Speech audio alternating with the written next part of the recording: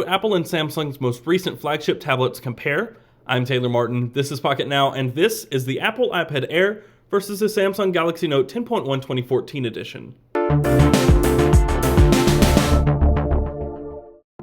The two current tablet kings, Samsung and Apple, recently released their most impressive tablets yet, the Galaxy Note 10.1 2014 edition and the iPad Air.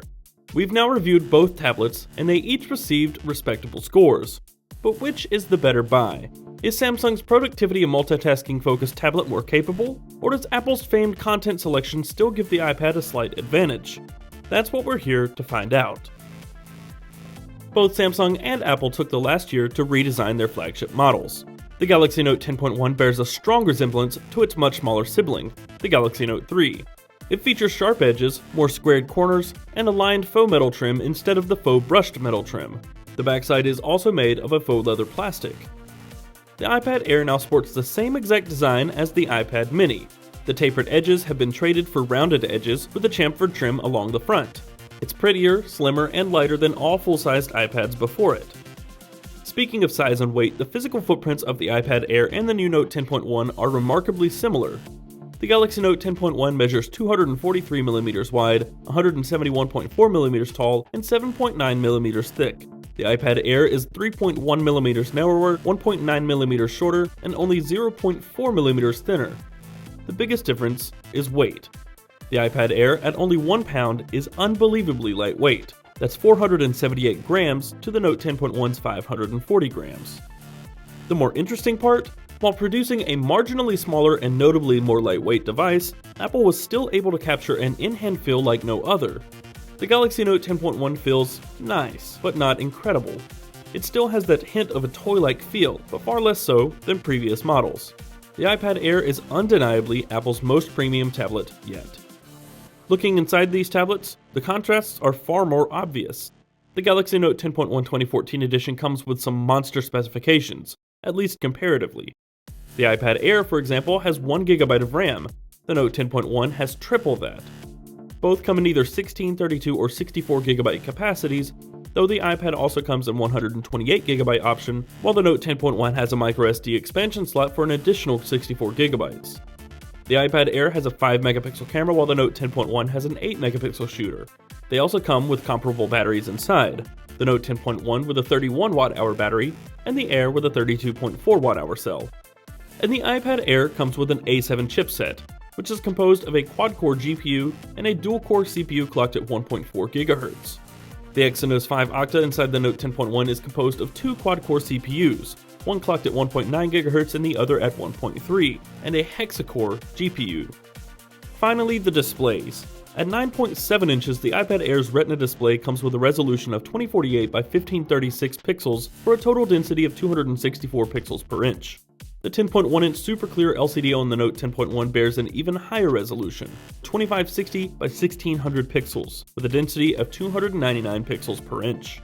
Suffice it to say, if you're having to choose between these two, no matter which you choose, you're going to walk away with a beautiful display.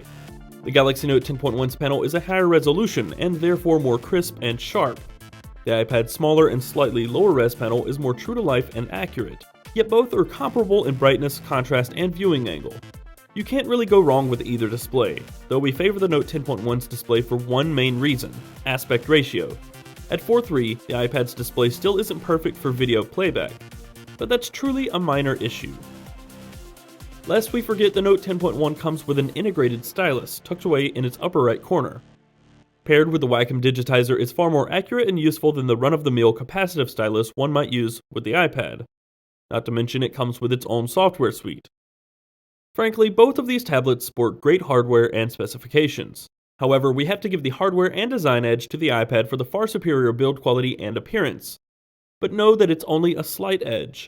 We like the Note 10.1's display more and the fact that it comes with an inductive stylus. Software between these two tablets in particular is a tough subject to tackle. We could talk for days about how poorly optimized and over-encumbered the TouchWiz software is. We could also praise the amount of content, games, apps, movies, and television, music, books, magazines, etc. available to the iPad for hours on end.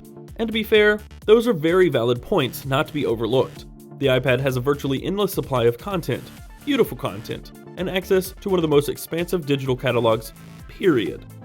The tablet app situation on Android is maturing quite rapidly, but there's still admittedly room for further growth and improvement. But these are tablets, and unlike their smaller smartphone relatives, they have a whole lot of display real estate to work with. To be blunt, the Galaxy Note 10.1 makes better use of the additional pixels by allowing multiple applications to run side by side with the multi-window software feature. Further, using the S Pen and its software suite, you can open multiple floating applications atop the current running application, meaning you can have a total of upwards of 6 applications running at once, theoretically. With the iPad, sadly, you cannot. Only one application can run at a time. However, the iPad uses multitasking gestures to make switching between applications quicker and rather intuitive. A 4-finger swipe upwards reveals the task switcher menu. 4-finger swipes left and right will switch between recent apps in chronological order of being opened. And a 5-finger pinch will bring you back home. Sadly, while Samsung has gone the extra mile to make better use of the display, it somehow failed to optimize the notification shade for additional real estate. Both TouchWiz and the iPad version of iOS 7 are nothing more than scaled-up versions of the software found on the Note 10.1's and iPad Air's smaller counterparts, the Note 3 and the iPhone. Yet it's impossible to overlook the amount of innovation Samsung has done, like it or not. Things like Smart Stay, Smart Pause, Smart Rotate, and Smart Scroll allow you to control the tablet to some extent without ever touching it. And that's really only the beginning of the Note 10.1 software features.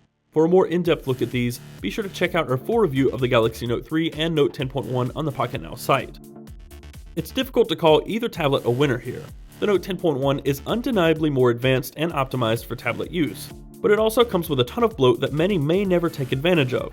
The iPad, on the other hand, is little more than a scaled-up iPhone, yet it comes with a bevy of applications, games, and other content which is beautifully optimized for the tablet form factor. The ironic part in all this? While Samsung spent its time building tablet software, it clearly threw performance to the wind. The Exynos 5 Octa chipset is a powerful combination of CPUs and GPU. It posts numbers and synthetic benchmarks with some of the best. But in real-world performance, things aren't so cheery. Through intensive multitasking, the tablet stutters and lags, even completely freezing from time to time. And sometimes something as simple as opening a pin window and flipping between home screens is enough to make it drop frame rates dramatically. We've installed the latest firmware, which brought multi-user support, but no notable improvements in performance. The iPad, with its seemingly meager dual-core CPU, is a complete opposite.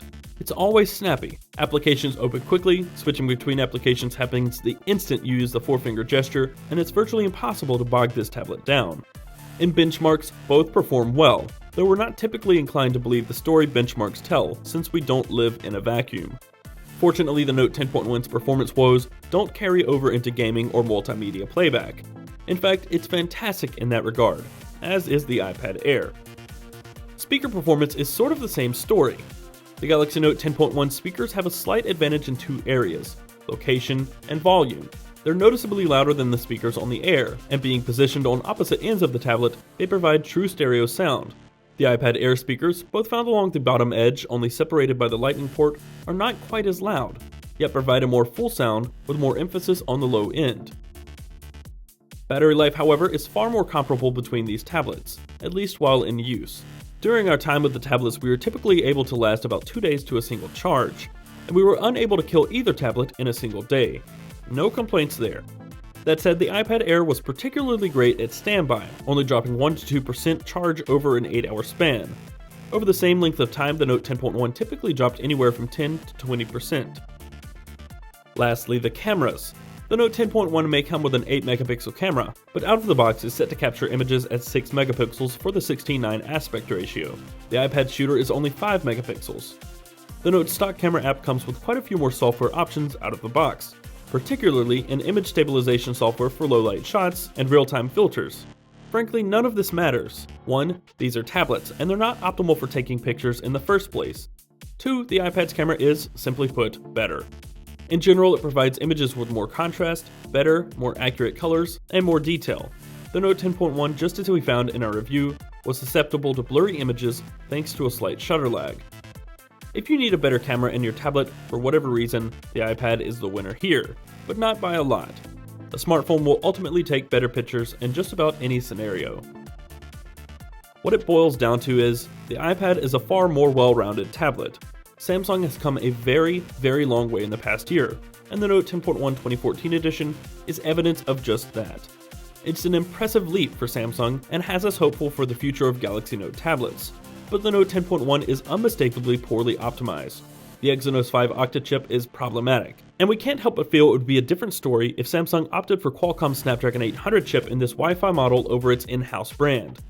But that's not the case, and once again Apple walks away the victor in the tablet space, at least in terms of the final product. It's lighter, thinner, faster, more reliable, and performs incredibly. That said, we'd like to see Apple adopt some more tablet-friendly software, maybe true multitasking, in the not-too-distant future. That's going to wrap up this comparison. If you enjoyed the video, click the thumbs up button below to let us know, and leave a comment if you have any questions or suggestions. Subscribe to the channel to see more videos in the future from myself and the rest of the Pocketnow team, and follow us in all the usual places, Twitter, Google+, and Facebook at Pocketnow. I'm Taylor Martin. You can find me on Twitter at CasperTech, and I will see you next time.